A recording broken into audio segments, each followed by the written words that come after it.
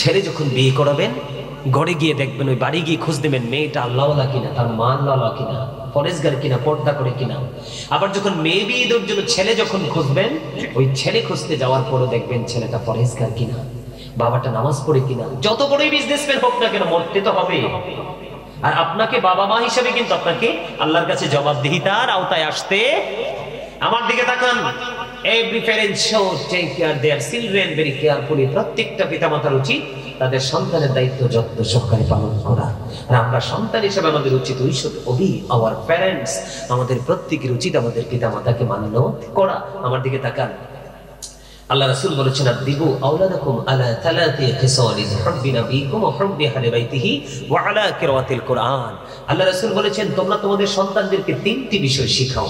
হুব্বি নাবিয়িকুম, teach the love of the prophet, teach family love.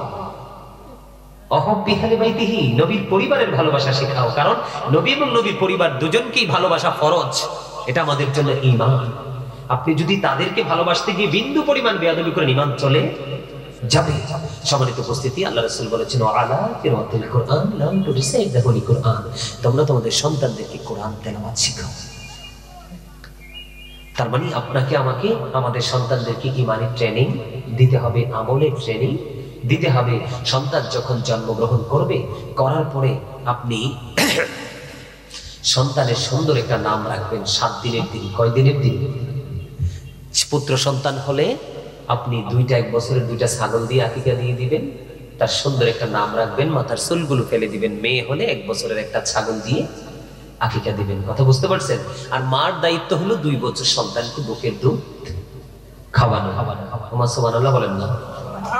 আর সন্তানটা আসার সাথে সাথেই সন্তানের কানে আজান দিতে হবে। মা ফাতেমা রাদিয়াল্লাহু তাআলা আনহা সন্তান হযরত হাসান রাদিয়াল্লাহু তাআলা আনহু যখন পৃথিবীতে এসেছেন, নবীজি আর নামাজের জন্য আমরা যেভাবে আজান দিই সেইভাবে তার কানে আজান দিয়েছিলেন।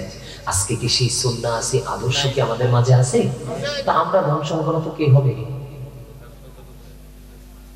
আর মা তো বাচ্চা হওয়ার আগে ডাক্তার ডেট দিলে অপারেশন সিজারের জন্য আগে প্রস্তুত থাকে, ঠিক না? আর বিশেষ করে বর্তমান সময় মেয়ে হইলে তো বাবা মা অভিশপ্ত, আর ছেলে হইলে তো চাঁদের দেশে তারা ভ্রমণ করতে যাবে, আনন্দের শেষ নাই। অথচ আল্লাহ রাসূল বলেছেন, আল্লাহ যখন খুশি হয় তখন 3টা কাজ করেন। কয়টা? একটা হলো পৃথিবীতে বৃষ্টি দেন, আরেকটা হলো পিতামাতার কোল জুড়ে দেন কন্যা সন্তান, আরেকটা হলো কারো বাড়িতে পাঠিয়ে দেন মেহমান। সুবহানাল্লাহ বলেন না। আল্লাহ যেগুলো আমাদের জন্য রহমত দেয় আর এগুলোতে আমাদের উপরে গজব হয়, বোঝা মনে হয় না? 3টা আল্লাহ খুশি হয়ে রহমত হিসেবে পাঠায়। মেহমান আইলে তো আপনি মুখ কালা করেন, খরচ লাগবে। কন্যা সন্তান হইলে তো আপনার মাথায় তো ছাড়ছে, আল্লাহ রে 5 লাখ বরাদ্দ। আরে ভাই 5 লাখ কি তোমার জোগানের ক্ষমতা আছে? দিবে কে? এটা রহমত, তুমি বেজার হয়ে গেছো। তোমার বাড়িতে মেহমান আসছে, তোমার বরকত আল্লাহ পাঠাই দিছে, রহমত, তুমি রাগ হয়ে গেছো। বৃষ্টি দিছে, বৃষ্টি না হলে পৃথিবীর মাটি হয়ে যাবে, কোন বৃক্ষ জন্ম হবে না, পৃথিবীর তাপের কারণে মানুষ বাঁচতে পারবে না, কোনো প্রাণী বাঁচতে পারবে না। বৃষ্টি একদিনের জায়গায় 2 দিন হলো, আল্লাহ আসমানটা কি ছিদ্র হয়ে গেল? কিন্তু আসলে তো আসমান ছিদ্র হইয়া বৃষ্টি আসে না, এক একটা বৃষ্টির ফোঁটা এক একটা ফেরেশতা পৃথিবীতে নিয়ে আসে। সম্মানিত উপস্থিতি, এই জন্য বলছি আপনারা একটু সচেতনভাবে জীবনযাপন করবেন, 5 ওয়াক্ত নামাজ পড়বেন, হালাল পথে রোজগার করবেন, বেশি বেশি করে পরকাল নিয়ে চিন্তা করবেন। আপনার আমার এই যে দেহ থেকে যখন আত্মাটা বের হয়ে যায়, তখনই আপনি আমি মৃত। তখন কিন্তু আপনাকে আমাকে যতই প্রিয় মানুষ হোক, আপনাকে আমাকে আর এই মাটির উপরে কেউ, হাজার ঝড় তুফান বৃষ্টি প্রতিকূল অবস্থা আসুক না কেন, আপনার ঠিকানা কোথায়? 3.5 হাত মাটির ঘর, যেটাকে সাধারণ ভাষায় বলা হয় কবর। আল্লাহ বলেছেন, وَإِذَا الْقُبُورُ بُعْثِرَتْ عَلِمَتْ نَفْسٌ مَا قَدَّمَتْ وَأَخَّرَتْ। জোরে জোরে বলেন আল্লাহু আকবার।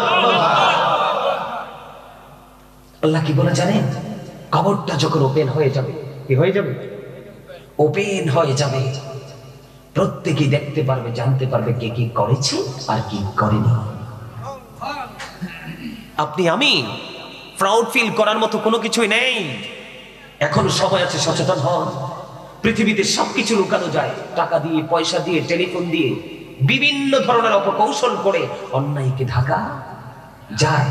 ভালো কাজ কেউ ঢাকতে চায় না, চায় সবাই এটাকে আরো কি করা যায়, এটাকে আর উন্মুক্ত করা যায়, স্বাধীন করা যায়। কিন্তু অন্যায় যখন করে এটাকে ঢাকতে চায় এবং ঢেকেও ফেলে মানুষ।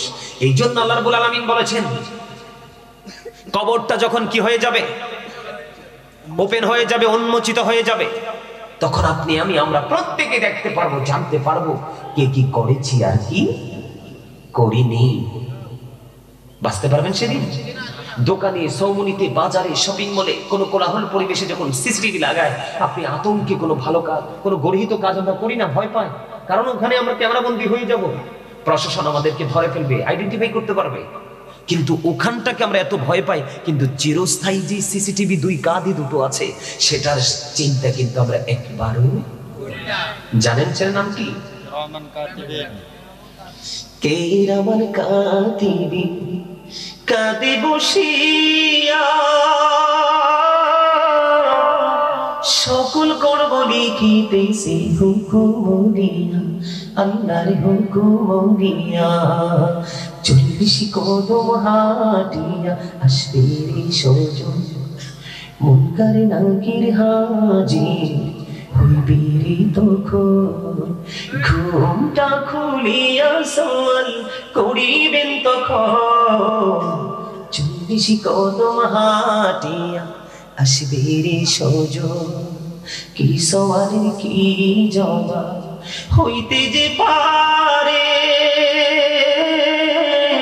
সময় থাকিতেও জানিও তারে, ও জানিও তারে।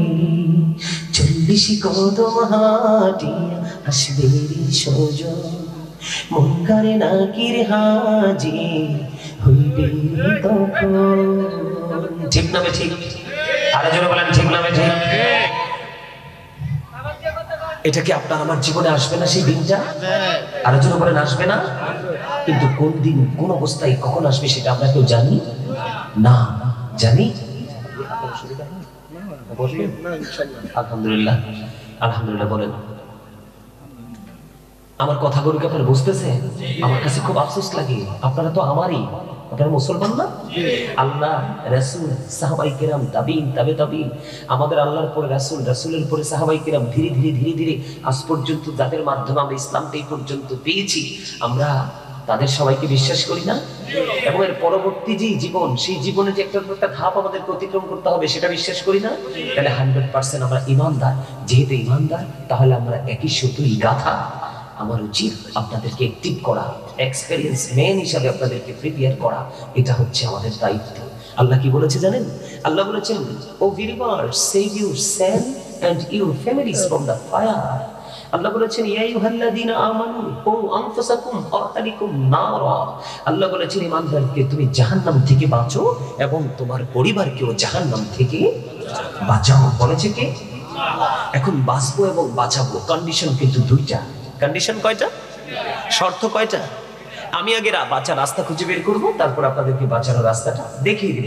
কিন্তু এখানে আমাকে আগে বাঁচার রাস্তাটা যদি আমি খুঁজে পেতে চাই, অবশ্যই যারা সেই রাস্তা সম্পর্কে দক্ষ, আমার তাদের শরণাপন্ন হতে হবে। এছাড়া সহজ কোনো রাস্তা নেই।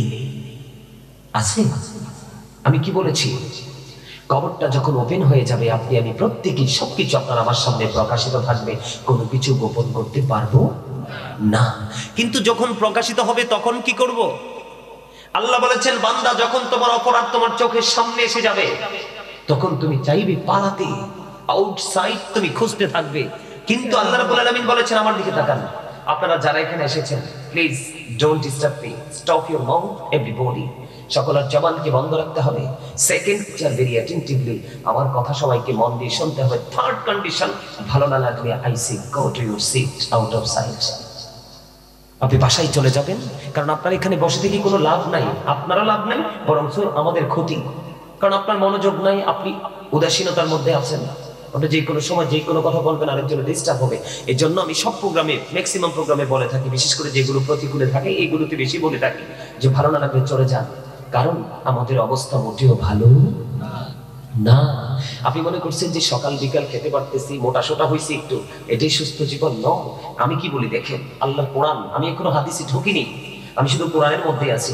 আল্লাহ রাব্বুল আলামিন বলেছেন একবার স্পষ্ট ভাবে, আল্লাহ রাব্বুল আলামিন সবকিছু আমাদের সামনে উন্মুক্ত করে দিবে। তবে সেই দিনটা কোন দিন?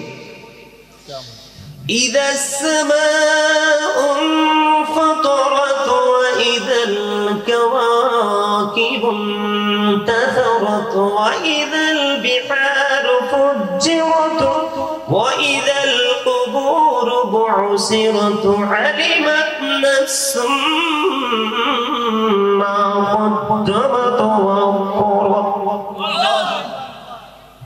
আজকে 9-10 দিন আমি অসুস্থ, এই কারণে আমি ভালো করে টেনে কথা বলতে পারতেছি না। সম্মানিত উপস্থিতি, আকাশটা যখন কি হয়ে যাবে, বিদীর্ণ হয়ে যাবে, ভেঙে চলে যাবে, তারকাগুলো জমিনের দিকে বিক্ষিপ্ত হয়ে ঝরে ঝরে পড়বে, সমুদ্রটা উদ্বেলিত হয়ে যাবে, তখনই আল্লাহ রাব্বুল আলামিন কবরটাকে উন্মুক্ত করে দিবে, ওপেন করে দিবে। আপনার আমার জীবনের আমলনামাটা চোখের সামনেই থাকবে, কিন্তু সেদিন পালিয়ে যাবেন।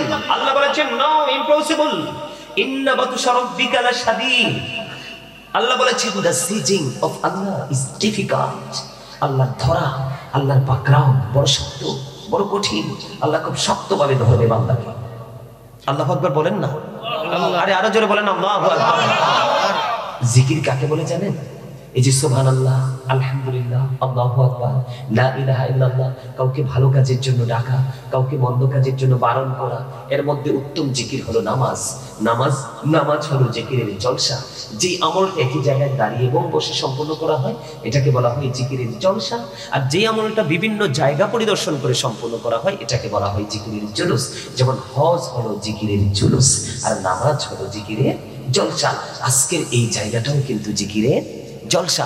আপনাদেরকে যে আমি বলতেছি জিকির করার জন্য, আপনাদের শরীরে ময়লা নাই, ময়লা সবগুলো জমে গেছে মনের ঘরে। কোন ঘরে?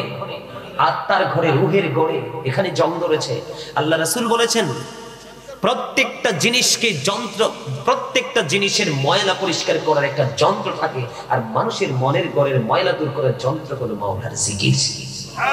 সুবহানাল্লাহ। জিকির ইজ দ্য হার্ট মেডিসিন। জিকির হলো হার্টের ঔষধ। জিকির কি হার্টের?